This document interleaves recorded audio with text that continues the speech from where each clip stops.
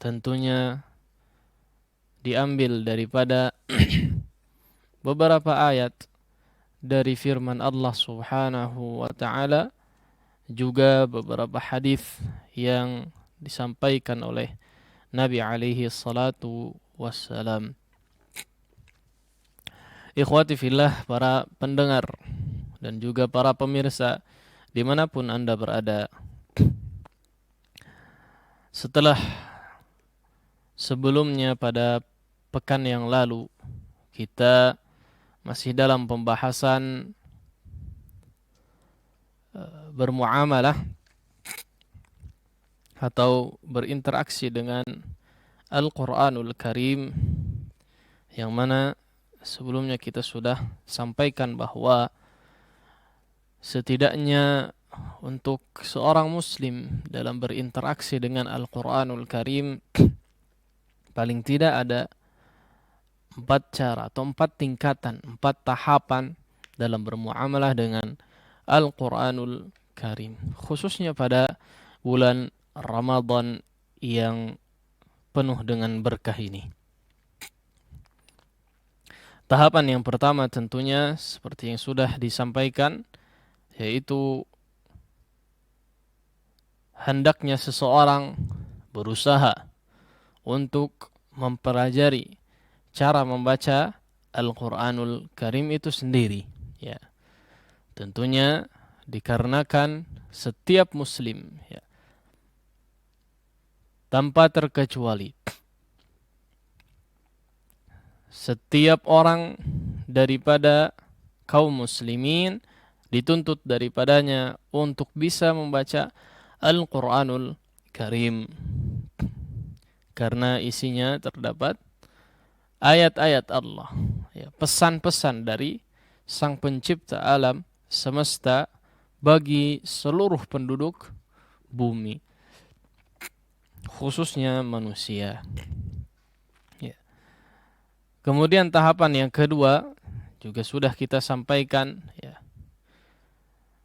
yaitu setelah seseorang bisa atau telah memiliki kemampuan dalam membaca Al-Quranul Karim, maka tahapan selanjutnya dalam berinteraksi dengan Al-Quran, ya, sebagai seorang muslim, yaitu hendaknya ia memperbanyak membaca Al-Quranul Karim itu sendiri dan mencoba untuk berusaha menghafalkannya, ya. Meskipun sedikit demi sedikit, lebih banyak lebih baik lagi dalam menghafal Al-Quranul Karim. Atau hanya sekedar membacanya, ya, memperbanyak membaca Al-Quranul Karim. Terkhusus pada bulan Ramadan ini, ya. Karena di antara nama-nama bulan Ramadan adalah Syahrul Quran, ya, yaitu bulannya Al-Quranul Karim. Dikarenakan pada bulan Ramadan yang penuh dengan berkah ini, Al-Quranul Karim Allah turunkan ke langit dunia secara keseluruhan 30 juz, ya. Sehingga inilah diantaranya atau diantara sebab dijadikannya nama Syahrul Ramadan atau bulan Ramadan dengan bulan Al-Quranul Karim. Dan diantara alasan lain, ya, dijadikannya Ramadan dengan nama bulan Al-Quran adalah dikarenakan Nabi alaihi salatu wassalam memperbanyak membaca Al-Quranul Karim, ya, atau menyetorkan hafalan beliau kepada malaikat Jibril, ya, sebagaimana telah kita sebutkan dalam beberapa hadis atau dalam beberapa riwayat bahwa Nabi alaihi salatu wassalam didatangi oleh malaikat Jibril setiap tahunnya untuk menyetorkan fayudarisuhul Quran, untuk mengulang-ulang pelajaran atau mengulang-ulang ayat Al-Quran yang telah diturunkan kepada beliau alaihi salatu wassalam. Maka sunnah ini pun diikuti oleh para sahabat beliau, ya, juga para salaf terdahulu, ya, seperti yang sudah kita sampaikan riwayat-riwayatnya, bahwasanya Di antaranya adalah Al-Aswad bin Yazid rahimahullahu taala, ya. Beliau menghatamkan dalam setiap Ramadan ini atau dalam bulan Ramadan ini setiap 2 hari sekali menghatamkan Al-Quran, membaca Al-Quranul Karim, memperbanyak bacaan Al-Quranul Karim. Imam Qatadah juga, ya, menghatamkan Al-Quranul Karim setiap 7 hari di hari-hari biasa. Adapun ketika datang bulan Ramadan, maka beliau membaca Al-Quranul Karim atau menghatamkan Al-Quranul Karim setiap 3 hari sekali.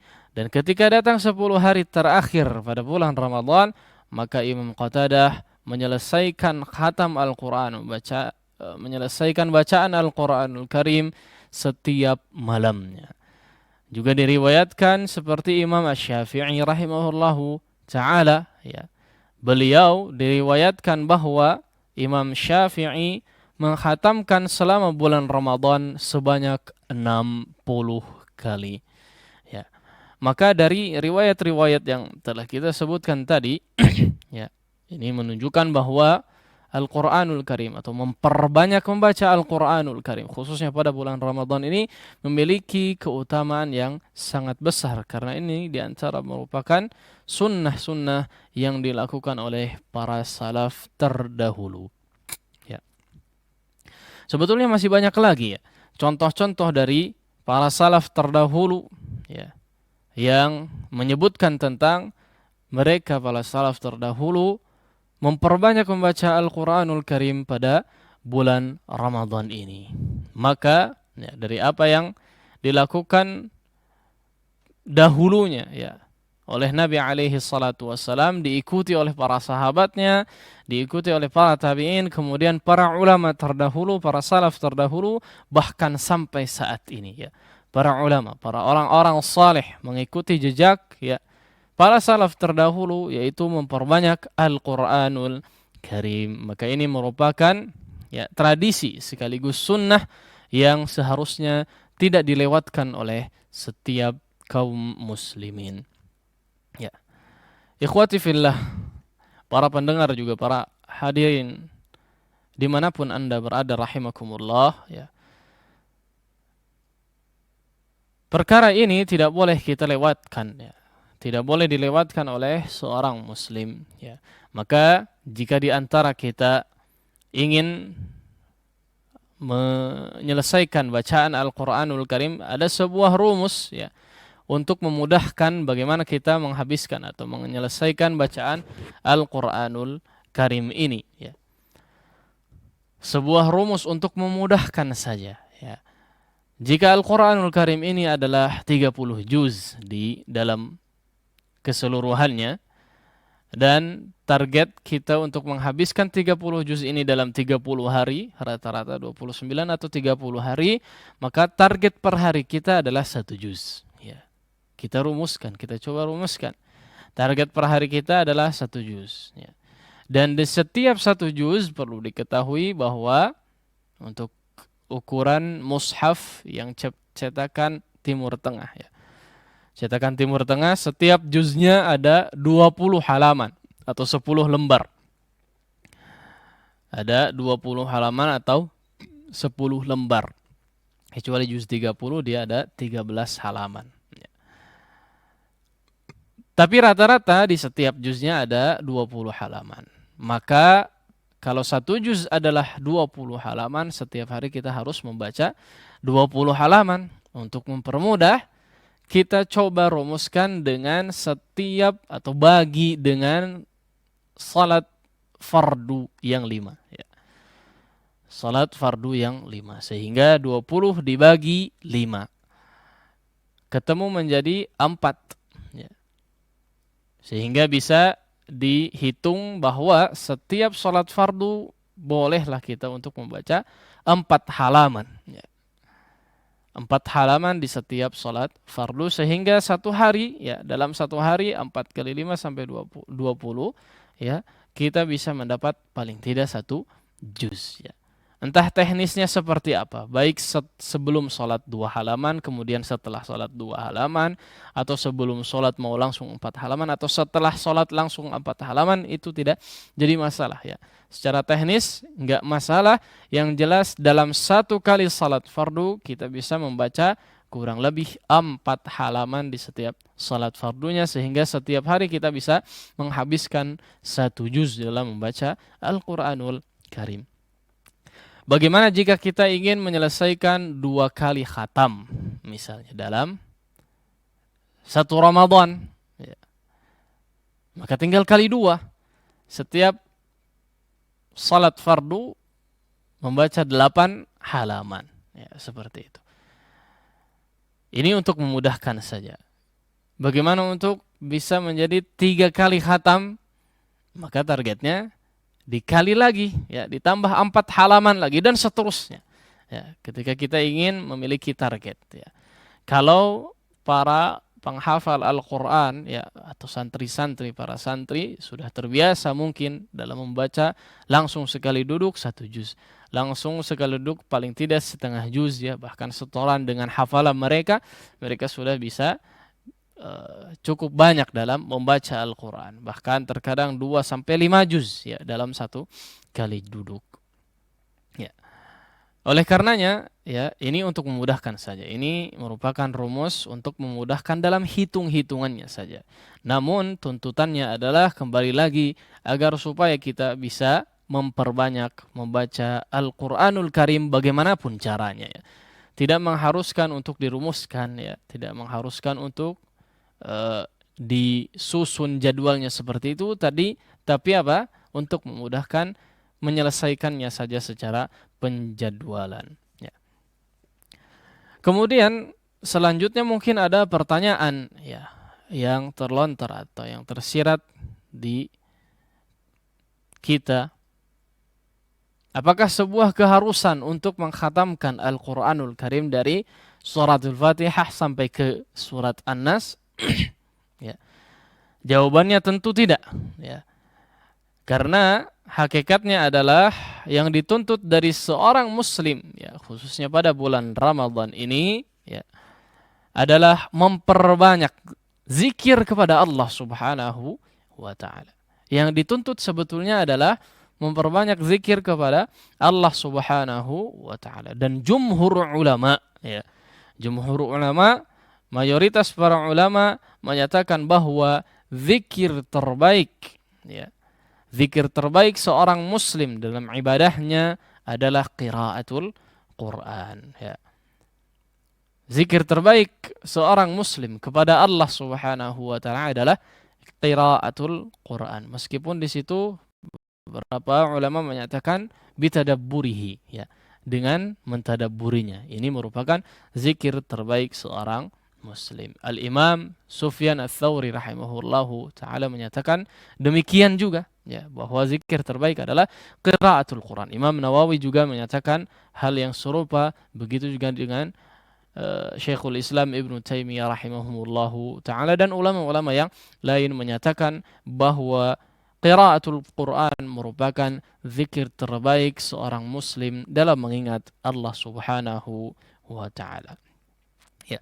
Ikhwati fillah, para pendengar juga para pemirsa rahimakumullah, oleh karena itulah, ya, para salaf terdahulu memperbanyak membaca Al-Quranul Karim pada bulan Ramadan ini. Karena dengan membaca Al-Quranul Karim tentunya kita mengingat Allah Subhanahu wa taala. Ingat kepada Allah Subhanahu wa taala, ya.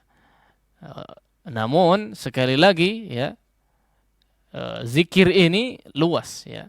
Tidak hanya harus membaca Al-Quranul Karim. Sehingga tadi pertanyaannya, ya, atau jawaban dari pertanyaan tadi, bukan sebuah keharusan untuk menghatamkan Al-Quran, ya. Namun yang dituntut adalah memperbanyak zikir kepada Allah Subhanahu wa taala, dan zikir terbaik adalah diantaranya membaca Al-Quranul Karim, ya. Dan misalnya, ya, karena tuntutannya adalah memperbanyak zikir, zikir terbaik adalah qiraatul Quranul Karim. Kemudian jika seseorang ingin membaca Al-Quranul Karim dan bacaannya itu berulang-ulang di surat-surat tertentu atau di juz-juz tertentu. Ya. Misalnya seperti seorang santri, ya, seorang santri di ma'had tahfiz atau pesantren tahfiz punya PR untuk menambah hafalannya ketika di bulan Ramadan ini. Ya, maka dia mungkin tidak akan sempat untuk mengkhatamkan Al-Qur'anul Karim. Bacaan Al-Qur'anul Karim dari juz pertama sampai juz 30-nya. Ya, karena harus mengulang-ulang, ya, di surat-surat atau di juz-juz tertentu sehingga terhambat, ya, dalam menyelesaikannya. Namun dia mengulang-ulang terus bacaan Al-Qur'anul Karim. Atau ada penghafal Al-Qur'an misalnya yang lain, ya, penghafal Al-Qur'an yang ingin memantapkan, ya, juz-juz tertentu atau surat-surat tertentu dalam hafalannya, karena memang dalam juz-juz atau surat-surat yang tadi kurang secara hafalan sehingga dia mengulang-ulang bacaan, ya, surat-surat tersebut atau juz-juz tersebut yang ingin dia ulang-ulang. Oleh karenanya di sini, ya, tidak dituntut untuk menyelesaikan bacaan Al-Quran dari juz pertama sampai juz 30, namun yang dituntut adalah memperbanyak bacaan Al-Quranul Karim. Dengan tadabbur akan lebih baik lagi. Kemudian, ataupun siapa saja, ya, tuntutannya adalah memperbanyak zikir, ya, atau memperbanyak membaca Al-Quranul Karim. Tidak harus khatam dari awal sampai akhirnya. Atau bagi siapapun, ya, selain santri misalnya ketika dia ingin memulai atau baru memulai menghafalkan Al-Quran, maka diperbolehkan, tidak jadi masalah, ya, baru mulai menghafalkan Al-Quran, ya. Maka ini juga kesempatan yang baik untuk digunakan di bulan Ramadan ini, karena dalam seseorang berusaha untuk menghafalkan Al-Quran, maka dia akan mengulang-ulang bacaannya. Ya, misalnya dia akan menghafalkan dalam satu kali duduk satu halaman daripada mushaf, kemudian dia menghabiskan waktu kurang lebih 1 jam misalnya, pasti dia akan mengulang-ulang, ya, untuk menghafalkan halaman tersebut. Maka ini tidak jadi masalah. Sekali lagi, tuntutannya adalah memperbanyak membaca, ya, bukan sebuah keharusan untuk menyelesaikan bacaan Al-Quranul Karim dari awal sampai akhirnya. Ya. Intinya, ya, dari poin yang kedua ini adalah, ya, hendaknya setiap kita betul-betul menyempatkan waktu, ya, menyediakan waktu, menyisihkan waktu dari kegiatan yang kita lakukan setiap harinya, khususnya di bulan Ramadan ini, ya, untuk membaca atau memperbanyak bacaan Al-Quranul Karim, dan juga berupaya, ya, sebisa mungkin untuk menghafalkannya. Dan tentunya adalah, ya, bukan beberapa kali Anda khatam, ya. Intinya adalah bukan berapa kali Anda khatam, tapi berapa banyak engkau membacanya meskipun surat-surat tertentu yang diulang-ulang, ya. Ikhwati fillah, para pendengar juga para hadirin rahimakumullahu ta'ala, ya, para hadirin juga pemirsa dimanapun Anda berada rahimakumullahu ta'ala. Kemudian kita masuk kepada poin yang ketiga, ya, setelah kita bisa, ya, melewati tahapan pertama, yaitu bisa membaca Al-Quranul Karim. Kemudian yang kedua adalah dalam bermuamalah atau berinteraksi dengan Al-Quran, yaitu memperbanyak membaca Al-Quranul Karim, ya, kemudian berusaha untuk menghafalkannya sebisa mungkin. Kemudian tahapan yang ketiga, ya, dalam berinteraksi dengan Al-Quranul Karim, yaitu hendaknya seorang muslim berusaha untuk mentadabburi isi daripada Al-Quranul Karim, ya. Tahapan yang berikutnya adalah tadi apa? Hendaknya seorang muslim berusaha untuk mentadabburi, berusaha untuk memahami isi daripada kandungan Al-Quranul Karim, ya. Berusaha untuk meresapi makna setiap ayat yang ada di dalam Al-Quranul Karim, ya. Berusaha memahami apa yang Allah Subhanahu wa ta'ala inginkan dari sebuah ayat atau di setiap ayatnya. Kenapa demikian? Karena memang ini merupakan di antara tujuan Al-Quranul Karim diturunkan. Ya. Allah Subhanahu wa taala menyatakan dalam surat Sad ayat 29, "Kitabun anzalnahu ilaika mubarakun liyadabbaru ayatihi wa liyatadzakkara ulul albab." Ya. Kitabun anzalnahu ilaik. Ya. Sebuah kitab yang kami turunkan, yang Allah turunkan kepadamu wahai Muhammad, mubarak, yang penuh dengan berkah. Liyadabbaru ayatih, ya, untuk ditadabburi ayatnya, untuk berusaha difahami isi daripada kandungan ayat-ayatnya. Waliyatadzakkara ulul albab, juga sebagai peringatan bagi orang-orang yang berakal. Ya. Maka dari ayat ini, ya, bisa disimpulkan bahwa di antara tujuan diturunkannya Al-Quran agar supaya bisa ditadabburi oleh setiap muslim. Bisa difahami setiap apa yang difirmankan oleh Allah pada setiap ayatnya. Ya. Kemudian Allah juga berfirman dalam ayat yang lainnya, "Afala yatadabbaruna al-Qur'an." Ya. Dalam Al-Quranul Karim disebutkan dalam sebuah ayat, "Afala yatadabbaruna al-Qur'an am ala qulubin aqfaluha." Ya, afala yatadabbaruna al-Qur'an? Apakah mereka tidak mentadabburi Al-Qur'an? Ya. Seolah Allah menantang, seolah Allah ingin memperingatkan kita secara keras, ya. Atau kepada siapa saja yang tidak mau mentadabburi Al-Qur'an, tidak mau berusaha untuk memahami isi kandungan daripada Al-Qur'anul Karim, ya.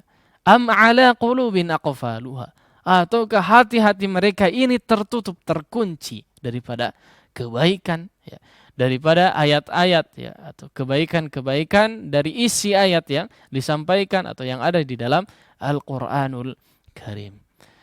Al-Imam Ibnu Katsir rahimahullahu taala menyatakan dalam menafsirkan ayat di atas, ya, yaqulu ta'ala amiran bitadabburil Qur'an wa tafahhumihi wa nahiyan 'anil i'radi anhu. Al-Imam Ibnu Katsir rahimahullahu taala menyatakan dalam menafsirkan ayat tersebut, Allah Subhanahu wa taala memerintahkan dengan ayat tersebut amiran bitadabburil Qur'an, ya, memerintahkan untuk mentadabburi isi daripada Al-Qur'anul Karim wa tafahhumihi, dan berusaha untuk memahami setiap ayat yang ada di dalamnya. Wa nahiyan 'anil i'radi anhu, ya, dan juga melarang setiap orang untuk tidak mentadabburi Al-Qur'an itu sendiri, ya.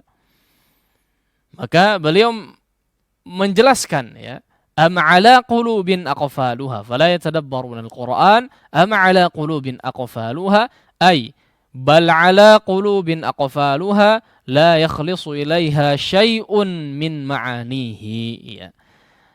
Makna daripada am ala qulubin aqfaluha adalah, ya, hati mereka ini betul-betul terkunci, betul-betul tertutup, tidak ada satu makna pun daripada ayat Al-Qur'an yang masuk ke dalam hati mereka. Seluruh isi daripada Al-Quran merupakan kebaikan, ya, sehingga ketika seseorang meninggalkan untuk mentadabburi Al-Quran, meninggalkan usaha untuk memahami isi daripada kandungan Al-Quran, maka ini diantara bukti hati orang tersebut terkunci atau tertutup daripada kebaikan, ya. Ikhwati fillah rahimakumullahu ta'ala, ya. Bahkan, ya, seorang yang tidak memiliki keinginan, ya, tadi sudah disampaikan, seseorang yang tidak memiliki keinginan untuk mentadabburi isi daripada kandungan Al-Qur'anul Karim, ya, ini merupakan tanda di antara atau tanda yang menjadi hati orang tersebut terkunci, ya. Tanda orang tersebut hatinya dikunci oleh Allah Subhanahu wa ta'ala.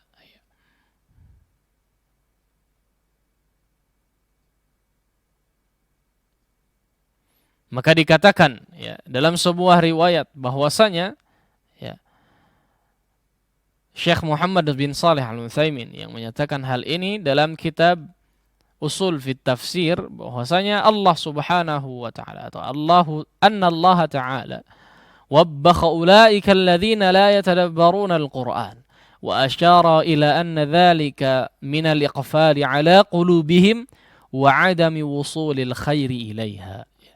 Bahwasanya Syekh Muhammad bin Shalih Al-Utsaimin rahimahullahu taala menyatakan dalam kitab Usul fit Tafsir bahwa anna Allah taala wabbakha ulaika alladziina la yatadabbaruna al-Qur'an. Sesungguhnya Allah Subhanahu wa taala wabbakha ulaik, ya. Allah menjelek-jelekkan, ya, atau mencela. Allah Subhanahu wa taala mencela. Siapa mencela siapa? Mereka, yaitu orang-orang yang tidak memiliki keinginan untuk mentadabburi isi daripada kandungan Al-Qur'anul Karim. Wa asyara ila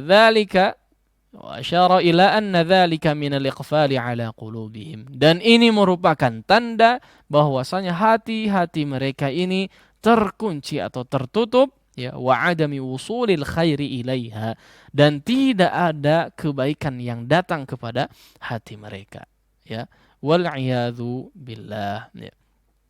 Tentunya, ya, beliau rahimahullahu taala, ya, menyatakan pernyataan tersebut, ya, berdasarkan daripada ayat yang disebutkan tadi, afala yatadabbaruna al-Qur'an am ala qulubin aqfaluha, yang mengisyaratkan bahwa di antara tanda tertutupnya hati seorang, ya, atau terkunci dan tertutupnya hati seorang hamba dari kebaikan, bahwa dia tidak memiliki keinginan untuk mentadabburi isi daripada kandungan Al-Qur'anul Karim.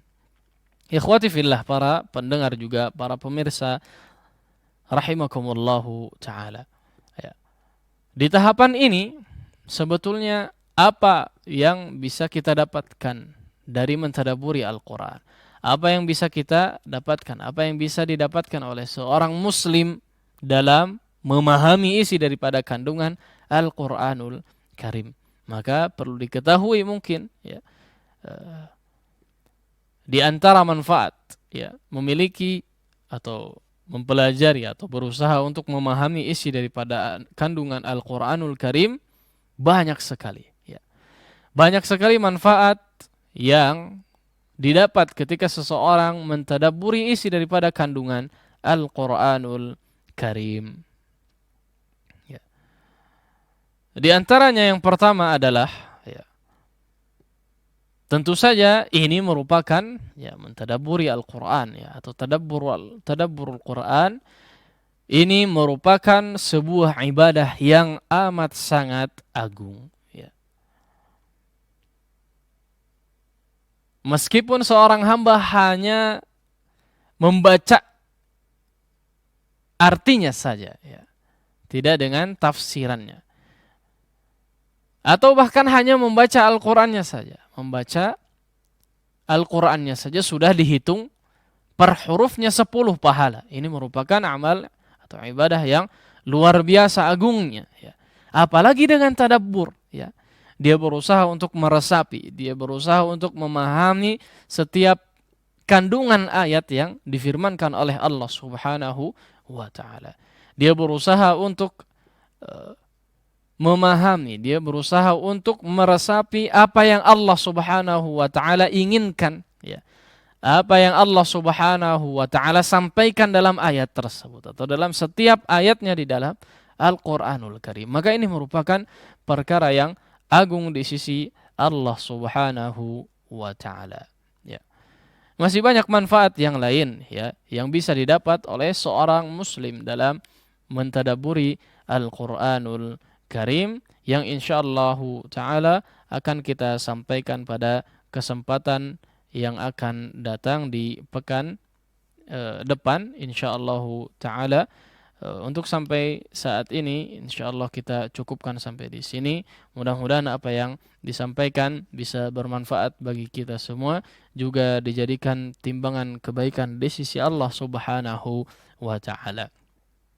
Kemudian pesan yang terakhir yang mungkin ingin disampaikan, mengingatkan kepada diri saya sendiri juga para pemirsa sekalian sekaligus para pendengar rahimakumullahu taala bahwa di waktu sahur ini ya adalah merupakan penghujung sepertiga malam yang terakhir yang merupakan di antara waktu yang mustajab untuk seorang muslim berdoa kepada Allah Subhanahu wa taala ya. Karena di sepertiga malam terakhir ini Allah Subhanahu wa taala turun ke langit dunia ya.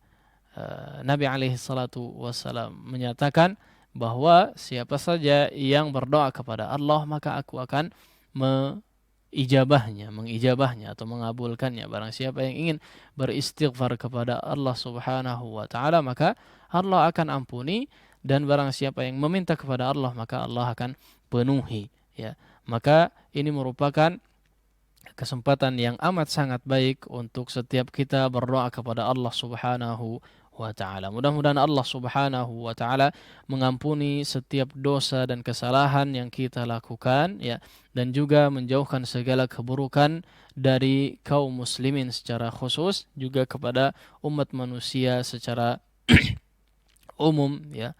Juga mengangkat segala kesulitan dari kita semua, khususnya wabah yang sedang melanda kita semua ini yang terjadi di seluruh dunia ya. Mudah-mudahan Allah Subhanahu wa taala segera mengangkat wabah ini dari muka bumi, terkhusus dari negeri-negeri kaum muslimin. Amin ya rabbal alamin. Wallahu taala a'la wa a'lam. Wa sallallahu ala nabiyyina Muhammadin wa ala alihi wa sahbihi wa sallam. Wa akhiru da'wana alhamdulillahi rabbil alamin. Subhanakallahumma bihamdik asyhadu an la ilaha illa anta astaghfiruka wa atubu ilaik. Wassalamualaikum warahmatullahi wabarakatuh.